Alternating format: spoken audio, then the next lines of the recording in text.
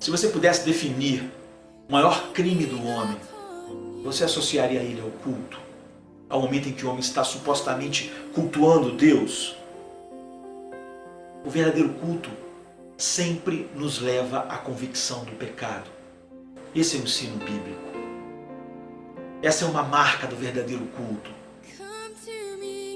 Então, por ela nós podemos identificar o verdadeiro culto. Se ela tem levado as pessoas a essa convicção do pecado, ao verem a glória da santidade de Deus. No livro de Isaías, no capítulo 1 ao 6, Deus nos traz esse sentido. Ele começa a sacudir aquelas falsas esperanças e o falso conforto que aquelas pessoas sentiam no seu culto. E tira elas dessa sensação de conforto. E boa parte da mensagem de Isaías era que se o culto não fosse de acordo com tudo aquilo que Deus prescreveu, se não fosse de acordo com os princípios que Deus estabeleceu, era algo abominável aos olhos de Deus. E que Ele viria julgar o seu povo com a sua santidade. Era como se Deus fosse um terremoto de santidade. Isaías vê isso. E por causa disso, por essa visão, ele clama: ó Senhor, ai de mim, ai de mim. Ele vê a ira de Deus. Ele vê a pecaminosidade do seu coração. Ele vê a santidade de Deus.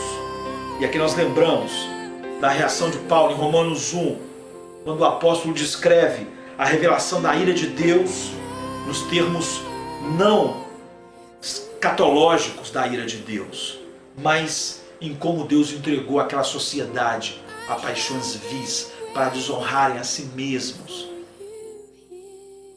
com perversões sexuais em que seus corpos eram desonrados. O que acontece hoje em nossa sociedade? Paulo viu aquilo e disse: isso é a expressão da ira de Deus. Só que Isaías fala sobre esta ira sendo derramada sobre o seu povo, não em perversões sexuais, mas na perversão do culto, na perversão daquilo que devia ser a coisa mais sublime na vida do homem. Sua relação com Deus está completamente pervertida. O culto, o ajuntamento solene não produzia convicção de pecado, nem visão da santidade de Deus. Então Isaías agora é confrontado com essa revelação e ele se torna convicto do seu próprio pecado. Então ele diz: ai de mim. Ele não sente convicção só por ele, mas ele era um profeta, por isso, por todo aquele povo, ele diz: eu tenho lábios impuros, e todo esse povo é um povo de lábios impuros. Eu habito no meio de um povo de lábios impuros. Ele sente a necessidade de expressar essa convicção de pecado. E é isso que o verdadeiro culto produz. Não produz mundanismo. Não são ajuntamentos que faz cada vez mais as pessoas se parecerem com o mundo. É o contrário.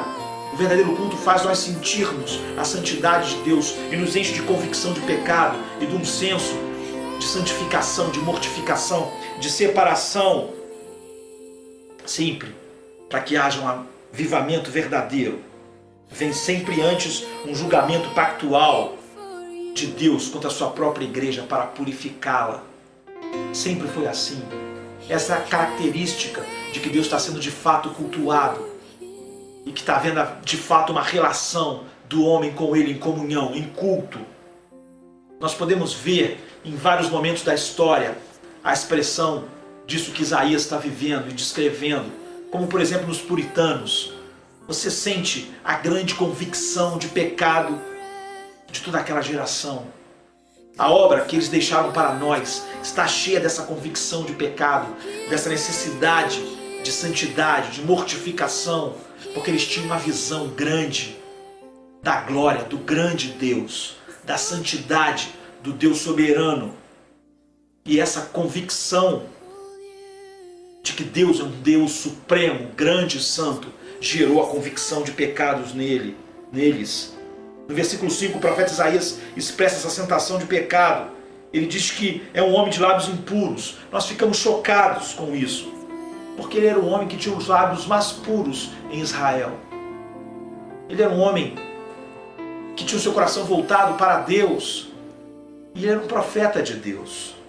Seus lábios estavam cheios da palavra de Deus. Seus lábios eram um instrumento do seu ministério.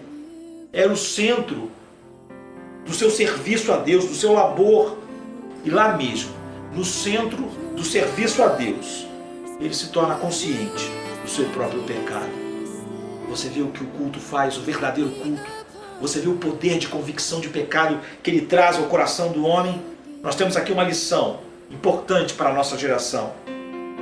Às vezes, na maioria das vezes, os nossos maiores pecados são cometidos quando nós adoramos a Deus, ou quando nós supostamente adoramos a Deus.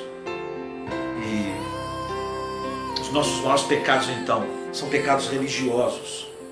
Calvino disse nas Institutas: o maior crime do homem é a religião que ele inventa. O maior crime do homem é a religião que ele inventa. E o culto é a expressão dessa religião falsa que ele inventa. Ele não produz convicção de pecado. Era o culto que estava acontecendo em Israel. É o culto que está acontecendo hoje. O homem está no centro. Seus desejos, seus apetites. O homem quer entretenimento. Ele quer que suas paixões sejam satisfeitas. Paixões que expressam seu mundanismo. Concupiscência da carne, concupiscência dos olhos, soberba da vida. E o culto dos nossos dias expressa mundanismo, não expressa Deus. Por isso, ao não expressar a santidade de Deus, ele não produz a convicção que leva a uma vida que anseia por santidade e separação. Calvino diz que o homem tem a tendência de fabricar ídolos, e o seu culto não passa da expressão dessa fábrica de ídolos que ele é. Então Deus condena e expressa sua ira contra aquele culto que era oferecido a ele naqueles dias. São palavras que se encaixam perfeitamente nos nossos dias. Ele diz assim em Isaías 1, de 11 ao 17: de que serve a mim a multidão dos vossos sacrifícios, diz o Senhor. Estou farto dos holocaustos de carneiro e da gordura de animais cevados, e não me agrado do sangue de novilhos, nem de cordeiros, nem de bodes. Quando vindes para comparecer perante mim, quem vos requereu entrar nos meus átrios? Não continueis a trazer ofertas vãs. O incenso é para mim abominação. E também as luas novas, os sábados e a convocação das congregações. Não posso suportar iniquidade associada ao vosso culto solene. Lavai-vos, purificai-vos, tirai a maldade dos vossos atos de diante dos meus olhos. Cessai de fazer o mal. Deus está dizendo: parem de cultuar. Eu não suporto. O verdadeiro culto produz convicção de pecado, anseio por santidade, visão da glória de Deus. Nós, em nossos dias, os cultos são expressão do mundanismo. Que Deus possa nos levar a poder dizer como Paulo: eu não me gloriarei em nada a não ser na cruz de Cristo, na qual eu estou crucificado para o mundo e o mundo está crucificado para mim. Então nós poderemos cultuar a Deus. E como expressão desse culto verdadeiro, haverá grande convicção de pecado, desejo de santidade, mortificação, vida para a glória de Deus, humilhação. Que Deus possa nos levar, por sua graça, a um caminho do verdadeiro culto, que produza todas essas coisas em nossa vida, ao contemplarmos o Rei da Glória. Em nome de Jesus.